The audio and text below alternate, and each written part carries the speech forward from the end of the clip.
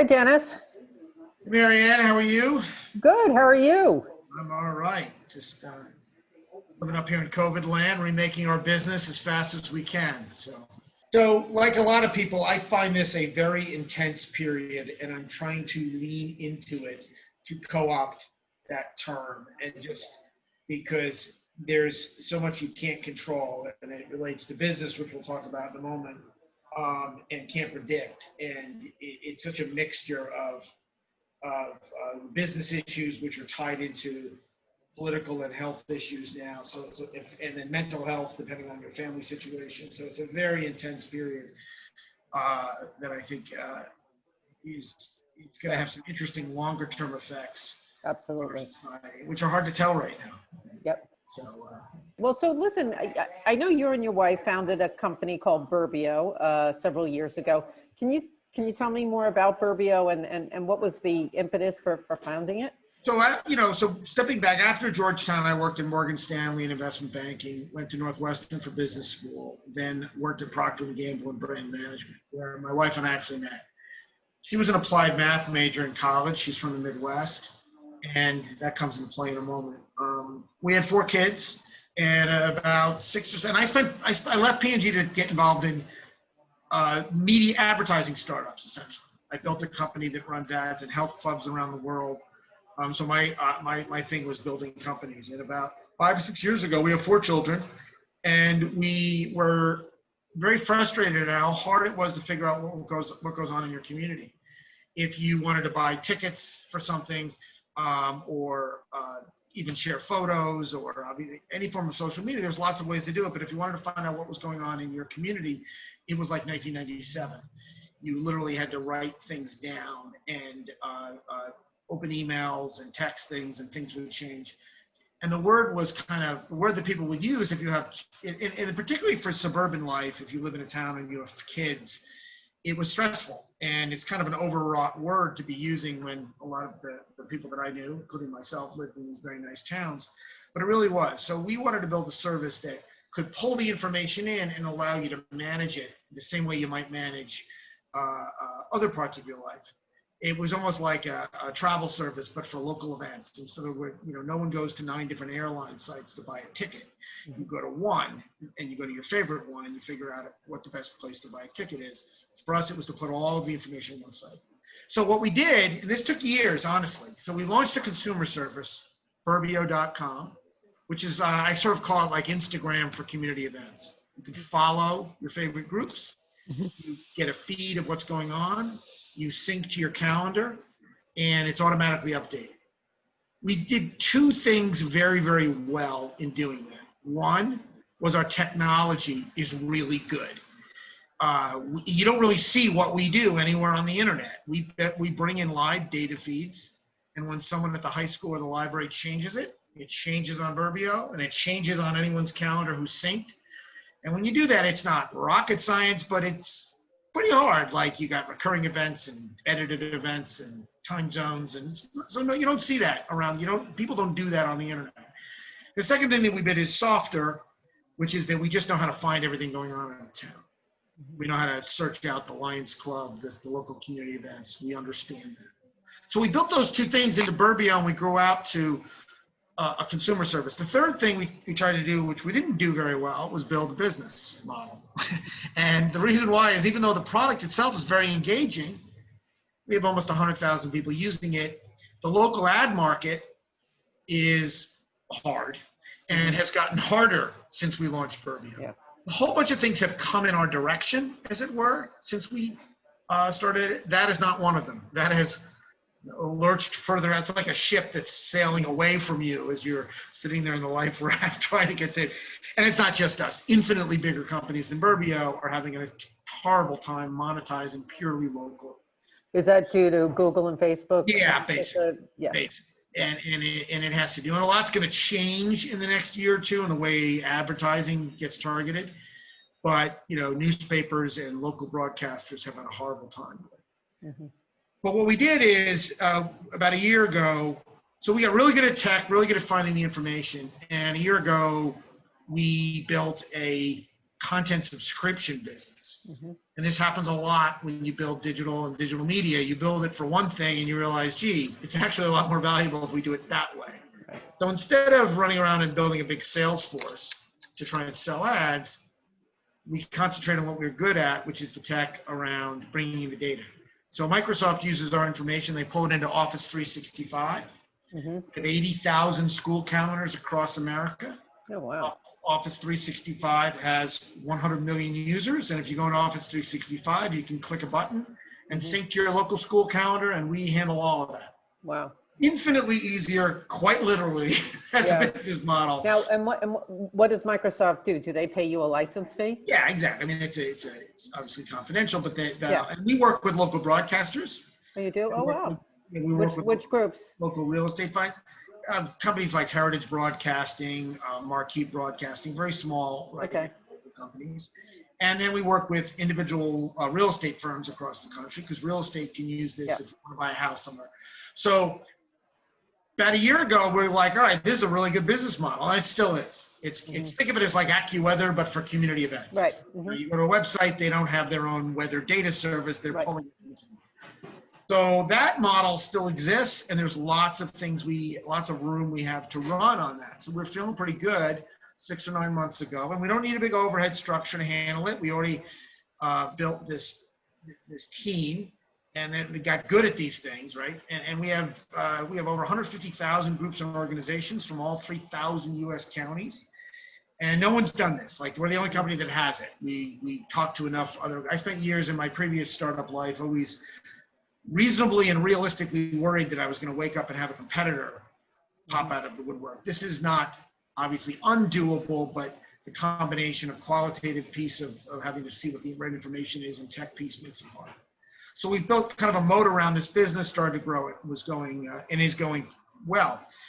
However, when COVID hit and all of the events got canceled, it was like, in the course of like a 72-hour period, libraries close, nonprofits close, governments close, schools go virtual. So as these things go, the music started to sort of stop with us. Now, we even knew at the time that it was not going to be as bad as it was for a lot of companies that you might have talked to in the past, entertainment businesses who have live events. They have a very long, I think they will come back. There's no doubt. We all want to go back to live events. Right. It's going to be a brutal slog. So we had a situation where it was like, oh, all the events are dark. Now, and we had to do a couple of things like a lot of startups. So I ran a business in 2008 through that crisis. I ran a business through 9/11 through that crisis. Those of us of a certain age, at some point it does benefit to have, okay, I've been in this movie a couple of times. What are the lessons?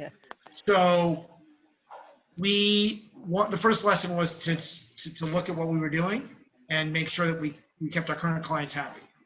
And we built immediately a ability to mine for what are called virtual events. So a lot of our organizations were having virtual events. It took about 2 weeks for it to start to happen, and maybe a week or two longer for some of them to properly put the events on their calendar. Right. we were in a world where everything was always pretty precise, and then there was this 2 to 4 week period where even the information on public websites was wrong. So we started to do that, and so we started to build a much better data mining capability. It was not, we hadn't spent a lot of time trying to figure out what was on the events, because the users would figure that out. They knew what they wanted, and we didn't have to spend, we weren't at that stage of our business model. And frankly, event discovery, when you're talking about consumer-facing stuff, can be kind of a choppy road. So we weren't there yet, but we got there pretty fast. So we built that. And we transitioned a lot of our content into that in the short term.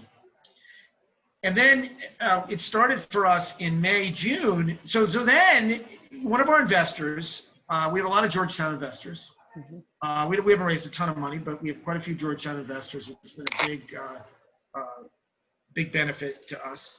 One of them said to us, we were not, again, as we've been doing this a long time, and we've been through much harder you know, our early days trying to figure out even how to generate any revenue at all was harder than when we set in March. But we were sort of like, what are we going to do here? And one of them was like, you know, your data is going to get more interesting than it ever was, because the level of unpredictability suddenly becomes a benefit.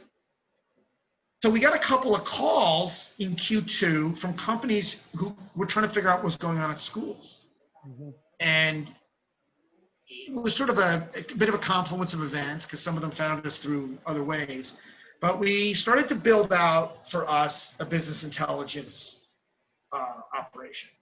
And what COVID has done for a lot of this, COVID has put certain businesses out of business that were heading out of business, that were perhaps unfairly put out of business by COVID, but that was a direction they were headed. And then on the other side of things, that it has accelerated things that maybe would have already been happening. Mhm. Zoom calls like this being one of them. So in our case, our little part of the world was we always had business intelligence and business planning on our business model. And we were thinking, well, gee, now would be a good time to do that. Because, you know, proactively marketing our community content wasn't on the front burner at that point. So we built a service. We started working with some companies that basically subscribe to our information and use it behind the scenes. Mhm. And so that was one of the And things. so who would be what type Companies of? that work with school districts, for Okay. example, you know, like what's going on. And this is the kind of thing that honestly we could have done without COVID and was on our Right. plan. Like, But we it could be like food service companies, Yes, transportation food companies, services. textbook providers. Bang, exactly. Okay. I mean, there are hundreds of those companies out there. Right. And we started working with them because basically we have the only database out there. We have 80,000 there's 100,000 K through 12 schools in the country. Wow. Okay. We have over 80. Do you track private schools as well, or? We don't. Most of them don't. You know, we'll have the occasional Catholic school, but most of them don't have their calendars public. Right. Okay. So we have over 80,000 K through 12 schools on our system, which is about 80%, which skews very heavily towards big cities and the nicer suburbs. When we're missing, the places we're missing are very low-tech districts. So we've got 85% of the students covered, and you can literally push a button and find a school calendar anywhere. Mm-hmm. And we keep it dynamically up to date. So that doesn't exist. So that became like, and that has nothing to do, not consumer facing, it's business planning, it's business use. Right. The world we're sort of, we have found ourselves in is, you know, alternative data, which is a monstrous growing industry that is far beyond what we're doing, but this is the bucket we found ourselves in. So that was the first area. The second area came from, and this is business intelligence that relates to investors. We started to work with investors, and actually it's gotten pretty big in the last few months. And here's how we got there. I have a lot of ideas, most of which aren't very good, but this is one I was like, let's create a dynamic map of what's going on across America. Because when we built this technology, we know all these, when an event gets put on a calendar inside our system, it's like a piston firing. We can see. Yeah. So I said, this was me like walking around waving my arms in a brainstorming session. Wouldn't it be great to have a map that showed when America was coming back to life? Yeah. And this was like in May. And I'm like, let's do it in 3 weeks, I declared, as if it was going to take only 3 weeks to build this. And it took a little more than 3 weeks, but it was this dynamic map that we call the Community Activity Index.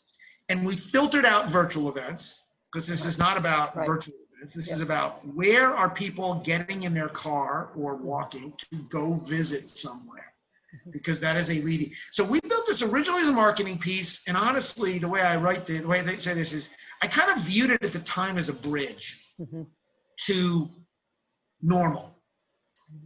And I will tell you, this is sort of it's hard to talk about this subject without inserting what your personal view of COVID is. But we're trying to be ruthlessly and I've shifted from one to the other. So in mid-May, Cuomo declared there was this thing called New York Forward, was we're going to get back to normal. And that was kind of what was in my head at the time, because the curve had broken, blah, blah, blah, young people were safe, blah, blah, blah, all that. I'm thinking, all right, we're going to get this, we're going to do this really cool thing because we have all this great data, And by Labor Day, we're going to be doing a certain set of things. Well, two things happened. One was the New York Forward became Crush the Curve, which is not the same as New York Forward, okay? Because What was that? New York Forward became what? Crush the Curve. Crush the Curve, okay. That's not what, well, that's actually what he says. It's not a formal New York State website. But if you want to crush the curve, you're not doing fundraisers with a bunch of 50-year-olds air kissing anytime soon. Okay. No. And you're not sending kids. I mean, New York they just canceled fall school sports. So as May went on, and I remember hearing a couple of, and it was fun because this is public policy, right? You're trying to follow what's happening. And I remember hearing some of the public policy in New York thinking, oh, this is not kind of where I thought it was going to go. But at the same time, we built this service so we got picked up in the press as an economic indicator. Yeah. And we got... What was the initial press coverage? The initial press was we built a community activity index, and what we did is we divided, it wasn't schools. Schools was two, this was May, two schools were still closed. We divided community life into 5 buckets, and this is based on our expertise. The first bucket was libraries. The second bucket was chambers. Third bucket was government activities, which runs from everything from government meetings to camps and stuff. Right. Fourth was a broader bucket of arts and recreation, so arts groups. And the fifth was volunteer and civic. Okay. If you go into any town, most of them have a chamber. Some of them function better than, they all have these buckets. So we divided it up into each 20%, and we started measuring whether they were coming back to life. And we had created an index from it across the country. And we built a really cool looking heat map called the Community Activity Index. And it got darker green where stuff was happening. Well, the index, we turned on, we built it by 3,000 counties across the country. So we went down to the county level and we assigned an index. So I'll give you an example. If chambers started having events across the county and we would read all the chambers, we assigned a weighting of 20. It kind of turned on, we turned on that index. So one where all the groups were having things at a certain level, we gave it to 100. And in some cases it was 0. And it's still 0 in certain parts of the country. What parts of the country are still 0? A couple, the coasts and some of the cities, and honestly some of the really rural areas. But most of them are 20 to 40, and then there's some parts of the Midwest and South that are at 100. When the index got launched, it was originally 2.3. And that was early June. 2.3 means 2.3 out of 100, meaning there were a handful of counties that were not at 0. It's now at 58.6. We were actually just on TV this morning with it. There are parts of the country that are, lots of parts of the country that are at 60, 80, 100, and then more that are in the 20 to 40 space. Where's New York City right now? New York is in the 20 to 40 range. Okay, and that's largely because of schools and other things. No, not schools. Schools we'll talk about in a moment. Libraries are the worst, actually. They're not having people indoors, and it's because it's really hard for them to do outdoor events. Yeah. So what's happening is right now it's a lot of outdoor stuff. It's a lot of recreation and camps and parades and food festivals where people can be a part. I don't know back to this whole how we're going to manage this. In parts of the country where it's going to get cold, I don't know what November, December is going to look like. That's what has everybody very nervous about. And this is an economic indicator. This is our people getting out. The second piece, and so we launched that, and we actually started working with some energy investors. Oh, interesting. To read the data because they couldn't figure out, particularly in the energy industry, what was happening with mobility. And I guess some of the more traditional indexes. And I don't want to get too specific because I'm not an expert in the industry, but it was like, these things aren't really showing us what they think they should be showing us. It wasn't that they were bad, those old indexes. It was like, the index used to mean this, normal, but now in COVID, it says this, but it doesn't mean what it used to mean. So they needed more data points. So then we started looking at schools because we thought, schools are coming back, and we started measuring school start dates. And what became clear is back. So in May, I thought community life was going to come back, and it ends up it's not really. And then in schools, every state had a school opening plan in June and July, and we were going to track when, right? Because back to school is a big driver of economics. And what we did is we ended up getting a lot of questions about whether schools were virtual or in person or hybrid. Right.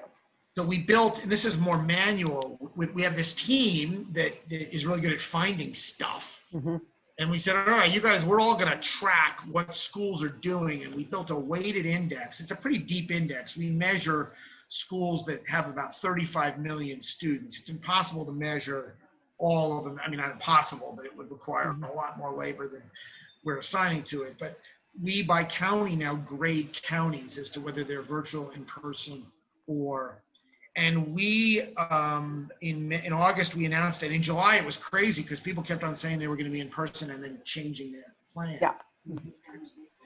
And that went on through the middle of August. We created the index on August 10th and announced it. It was in the press. It got a lot of coverage. And over half of American K-12 students will be virtual only. Every school offers virtual. Yeah, because if you're too fearful, they have to, yeah. And every school offers virtual, but over half launched, and that was 52%. The number went to 62 at Labor Day, and we've been communicating this publicly because Hawaii was like in person, and then they weren't. Dallas, same thing. Big parts of New Jersey flipped when the governor got rid of the mandate around in person. So, it moved to 62, and now it's moving back actually for the first time, and we kind of saw this happening. There were some Sunbelt districts that started virtually, Texas, Georgia, Florida. And they said, listen, we're going to go in person just after September because COVID was higher down there, et cetera. And they are going back in person. So our index now is showing 55% virtual, 25% of students in the country now are going every day. And the balance are going some sort of 2 or 3 day a week. So that's an investor product as well. So basically what we now have as we're sitting here is we have a data as a service business. We sell to digital platforms, we sell to real estate firms, we sell to media companies, and then we sell to various other users of the information who need it to manage their business or predict behavior. Right. It's a business plan. It looks really cool. It's like the same data being sold. It's like, wow, what a great pitch. Now, and we have multiple clients in every vertical. Wow. So, and how are you getting the word out? How's that going? Well, it's just these things like these phone calls that are taking me away from what I need to do. No, so it's a lot. You like spending time with me, Dennis. Come on. It's a lot of, the go-to-market. The truth be told, the local media guys, we are not calling right now because they're having a horrible time with COVID. And we are focusing on business intelligent products. So there are a number of data services that list out data for investors. So we've done a bunch of that. Right. We are going to market hard against companies that, and this is recent, that this who work with schools, and then real estate. But it was certainly what we went through in the last few months was we had to improve our product. And we were sort of caught because like schools were not even like up until a month ago, the school calendars were wrong. Yeah. Like we couldn't have gone to market with this very well, Yeah.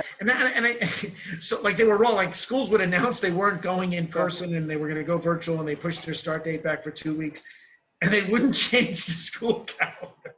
That's passed. Okay. There was like just 2 to 4 weeks. So this, again, like a lot of people, and this is sort of a common thing with managing a business through COVID.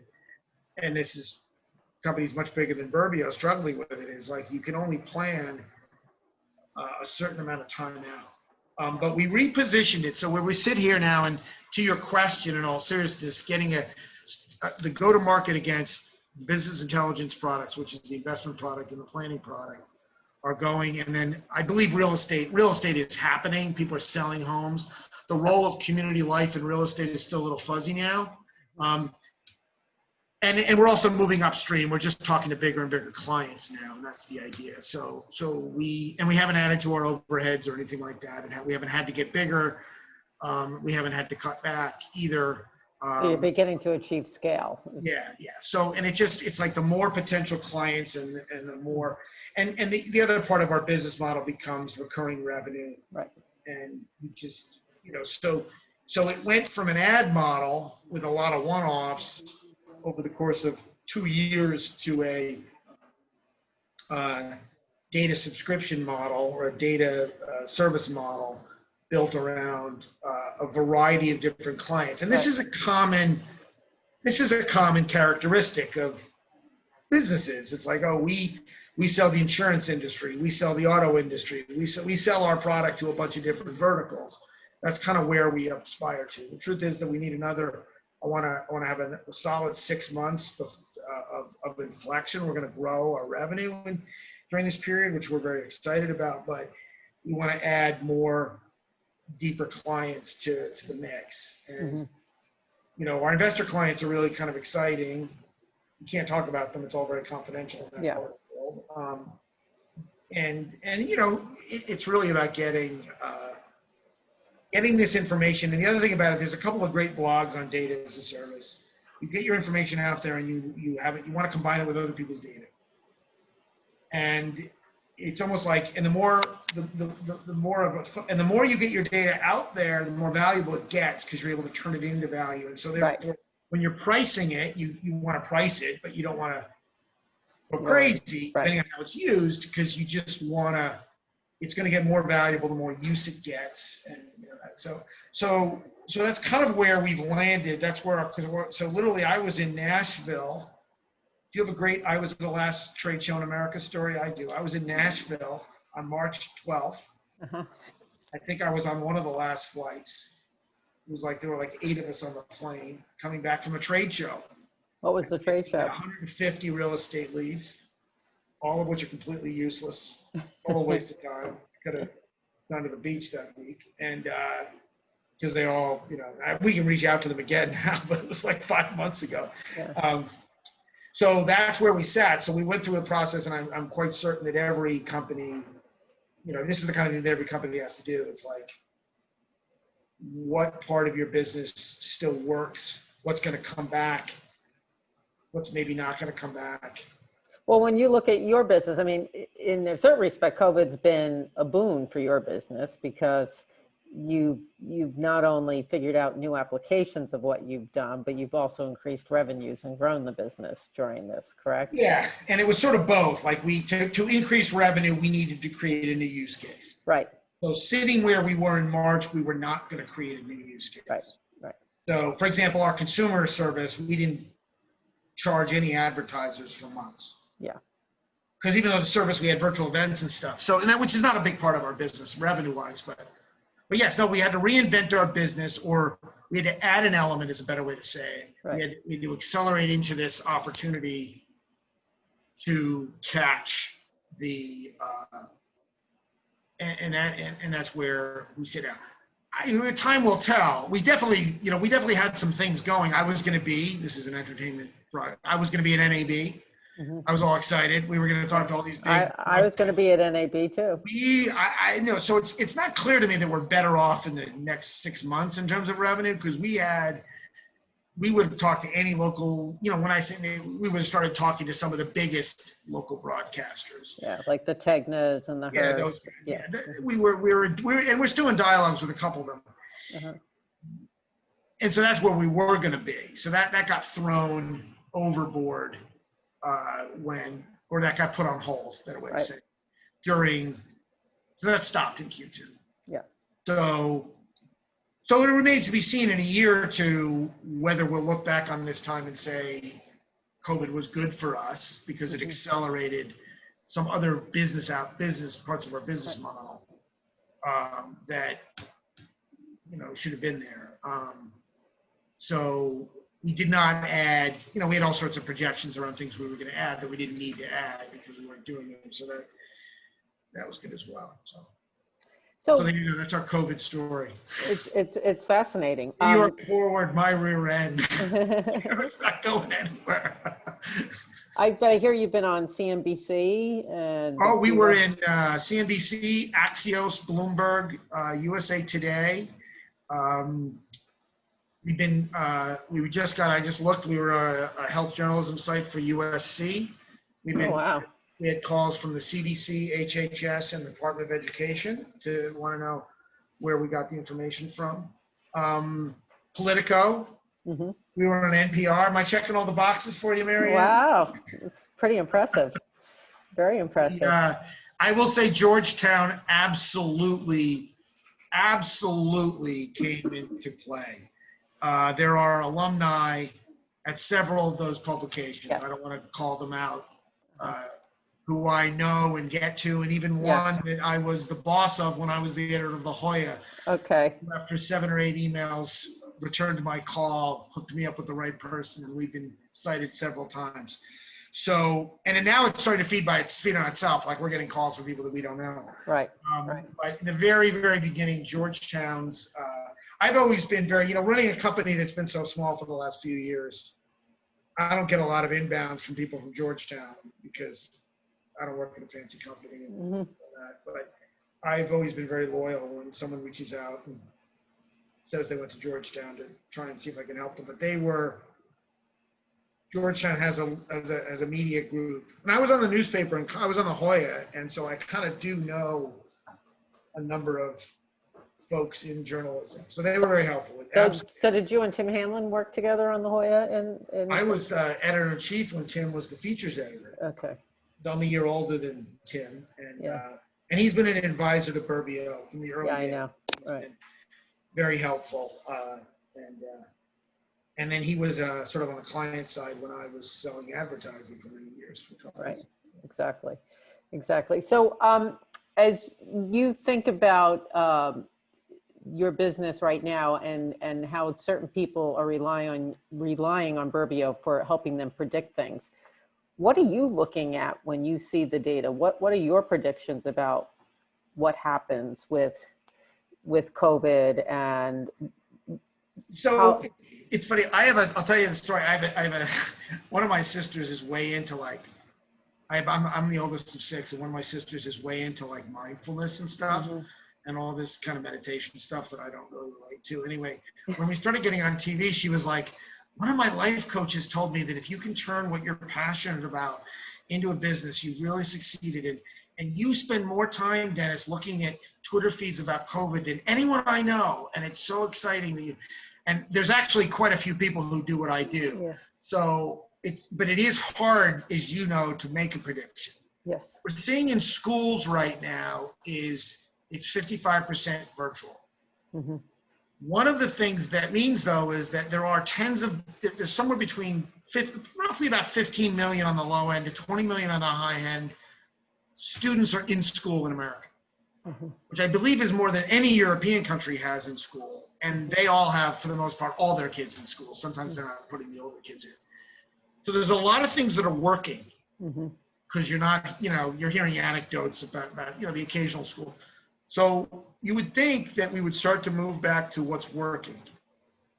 We are seeing, as I said, that schools at the Sun Belt are starting to come back to virtual. It really does. There's 2 variables right now that are driving how schools are being run. One is the size of the district and the size of the teachers union. The size of the teacher. And a great example is down in DC. Fairfax and Montgomery County are wealthy districts. And if you just take one of those elementary schools and pick it out and stare at it, the standalone elementary school in New York has every kid in class most of the time. Down there, they're closed. And the reason why in New York is local districts. So the size of the district, irrespective of the wealth of the community. Right. Now, the reality is, and this is unfortunate, is that poorer students tend to go to schools in bigger districts. So they are disproportionately virtual. So the size of the big district is a big dynamic. As is, in this country, we have 2 philosophies, it appears to be, of managing COVID, of COVID. One is manage the curve and the other is crush the curve. And depending on how you view that, you're going to be much more restrictive about schooling. So in the states of Florida, in Texas, and some schools, even like Iowa, I think the governor is like, you will send kids to school every day in every district. And in Florida, they turned it back, and same in Texas when there was big COVID outbreaks. But the rule is, other than you really need to have a big problem on your hands. Whereas in other parts of the country, you have California, where governor's mandating no schools. So that local dynamic is hard to predict. And so I don't know. I don't know. So how low that virtual only number gets, it could go, if you look at the data, it could go to as low as 30 to 35% by Thanksgiving, because a lot of schools in the Northeast will ultimately get in person. Yeah. Well, And that's if we don't have a backlash, though. that's, as I said, before Thanksgiving. I said that on purpose, which was sort of the pre-winter kind of thing. Yeah. And then all bets are off. I don't know. I mean, I was a little surprised. I kind of thought we would manage our way through it after the election if there was a Democrat elected. Mm-hmm.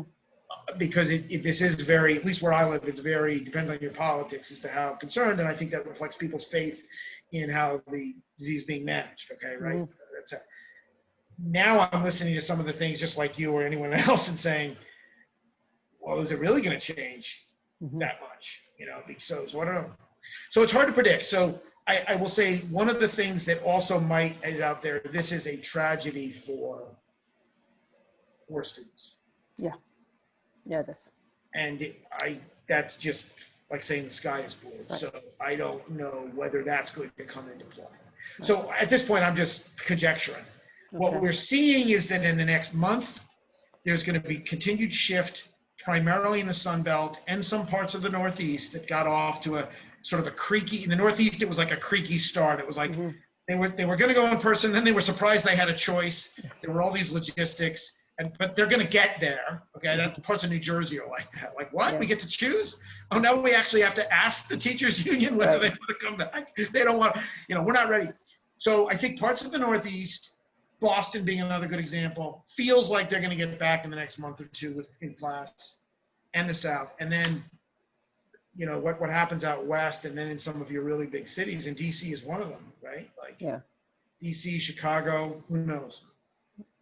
But it's a major impact on energy use, retail sales, local employment, and then the bigger societal issues around, you know, just education, mental health for young people. But those are qualitative that can probably be quantified. We're not quantifying them that well right now, but the quantifiable things that are very real are, you know, employment, travel, retail. So I don't. So where we said there are best practices that will go. Is your daughter in school? No, she's in college. Yeah, she's in college. Yeah. Yeah, our child goes. So our youngest is in high school. They're older now, and he goes to school with a mask, 6 feet of distance, and this plastic shield that looks like something that they would have held in Game of Thrones, and he sets it up. So it would seem that there's not a lot of evidence that there's in-school spread going on. Even in colleges, there's not a lot of that. It's really... The colleges, it's when they have parties. That's exactly it. Yeah, because my nephew's at Siena, and he's been doing everything that he's supposed to do, and there have been no issues. But yeah, our youngest, our third was at Notre Dame, and they proceeded to act like numbnutses, which surprised me a little bit how fast they like a week in, and they got control of it, and they're doing all that. But so you know, I think it's for our standpoint, as you can probably tell, what makes it stressful, and also, as I said at the very beginning of this, very focused, is like you have to constantly have to refocus on what's in front of you. Right. Because you can't predict. Well, you know, one of our investors is a Georgetown person, and he said basically you're going to have to manage this thing month to month. Right. Okay, so I know you're managing month to month. 2-3 years out, where do you see this business going? Well, ultimately we're going to want to exit, right? We're not. Yeah. But you got to build value to exit. Okay, so what's the kicker?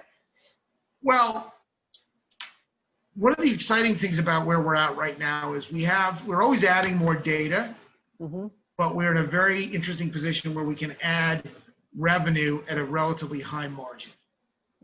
Because we've already built a lot of the technology, which we're always adding to, but we've already built this core technology and this big data set that allows us to generate high margin revenue. So when I don't 2 and 3 years, you try to throw out my month to month. I'm literally thinking quarter to quarter, like let's just add clients, right, and have a really short rope on return. We're not doing a lot of stuff that's going to be like, oh, we'll do this, and then in 2 years it'll make us worth. We don't need to think that way. Yeah. I mean, that for us at this point, that's kind of that would be a cop out. Oh, we're building this and it's a giant demonstration project for, what this could be worth in the future. It's very much like get clients. It's what I was saying a few minutes ago. We have this information. We know it's valuable. Let's get it working with clients who have shown they appreciate the value of it. And what the price is on that can vary by the vertical we're in and what kind of system is required. So, and ultimately 2 to 3 years down the road, I think with the number of verticals we're already touching and whether all of them are as big as, we'll probably add more verticals. Mm-hmm. And, of the 5 we have now, 1 or 2 of them may not be as important Right. percentage of what we're doing. But do you see that, when we have a vaccine, do you think that you could wind up providing a service there in the sense of where vaccines are available or? We're not going to rule anything out. So my month-to-month comment, Right. When COVID hit, one of, the ideas that was thrown at us is like, oh, have testing stations. Like at some point, we definitely took a little bit of an extension to do the school opening tracker. Right. And what we are doing, without droning on about the details, there's a qualitative element we are adding to our service where there's some things we have to do to get early visibility on school start dates and stuff like that, Mm-hmm. that starts to become a little bit more offline. And that's just to get that extra 5%. Right. So we're adding things to our business that are a bit more qualitative. But as far as doing some giant, like, oh, we're going to have a list, it really has to be event driven. Okay. If they code vaccination activities a certain way, we could pull them from our database. Right. Just to give you an example of that. And what about polling locations? Is that something as well? If you've gotten involved? We have government, we have election days and all that, but Right. for us, that's an area we have not been able to figure out how we can. Okay. Yeah. Because, It's again, not really- it's valuable local information. That's all. Yeah, we have, if there's an election site on our, there are election locations. The election day is on a lot of our government calendars with the Right. location polling and stuff like that. So we can pull that kind of stuff in, but it's not as urgent right now. Okay. It's not as immediate. So I know we're getting close on time here, but I wanted to ask you one other question. You founded this business with your wife. Yes. How is it being not only a partner personally, but how is it to be a partner professionally? Well, it wasn't supposed to take this long, the amount of years we've been doing this. I think we had run some nonprofit groups together. Mm-hmm. And so just as background, which I probably should have said at the beginning, is Julie runs the technology. And so we are a female tech-led startup. So I get to just say that. And therefore, everything that comes out of my mouth is completely, liberated. The applied math major from Harvard. I am secure in my own, what's the right word? Yes, we check a lot of boxes here, none of which I'm checking. But so we have an overlapping skill set as it relates to basic judgments about what the business are, but we do very different things. So her style is much more thorough, and she's not a big business development type person. She's not big on outreach. She does presentations great, which is important, and that's not something that always happens with someone who spends a lot of time in tech. Right. And so she likes the product side and the user side. So our skill sets overlap enough that we can share the vision for the business. But it's been a little more, we're coming through it, in the last year and a half when we came through the business. From the business model got very, very stressful for about a year again. It wasn't really a stress between us. We don't argue like that about like fundamental things. It was more just, can we finally see the end of get out of the woods as far as if the consumer app, everybody loves it. It's great. It's just not like, it wasn't enough of a revenue driver. And so cracking that code has been a big step for us. Right. Because as I recall, when you were starting this is all about creating a consumer service. And it was solving a consumer problem. And it still is, and still, that's a kind of a part of our business. We actually just had a meeting about this. couple days ago, and we're like, it's working fine. There's no reason to invest time and effort against that, given the constraints that are in the market. Yeah. And Listen, I also, think if someone wants to do business with their spouse and start a company with their spouse, there's a certain kind of, and as I understand it, and obviously I don't personally relate to it because I have had a business. There's some marriages that don't lend themselves to this sort of thing at all. mm-hmm. And it really has to do with the level of trust in the areas of business. It's not about integrity trust, although it could be, but It's about judgment. It's about, and when I say integrity, it's not with a capital I, it's more about communication issues. Right. And about the ability to just know that the part of the other side is to be handled. So at a minimum, we didn't raise outside money until we'd worked together for a while on this. Before that, we had actually run a local nonprofit together, which was, we ran the soccer league that had 900 kids. But it was enough to know that we could kind of communicate and function on things. So I would highly recommend that. And there's a lot of that happens these days. There's a lot of husband and wife businesses out there. There's going to be more of them. We're far enough along now. When we first started it and raised some money, we were not going to. There was a lot of reasons why we had trouble raising. I mean, everyone has trouble raising money. The husband and wife thing was going to be a big problem for people that didn't really know us. Yeah. And that's changed now because we've been around long enough and doing it long enough, and that's not as big a business risk. We've only worked with individual investors, and I'm not sure. I don't know if we're going to need to raise much money in the near future anyway. But we're at a point now. We never dealt with these. We had one small institution that knew us for a while before investing. But no, I think you just have to work with your spouse in different ways before you try and raise outside money at all. If you're going to go that route.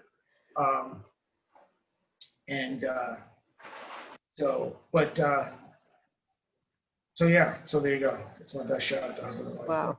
Well, that's a great story, Dennis. Well, hopefully it's going to get better. I think I have a funny feeling it will be. Well, listen, thank you so much.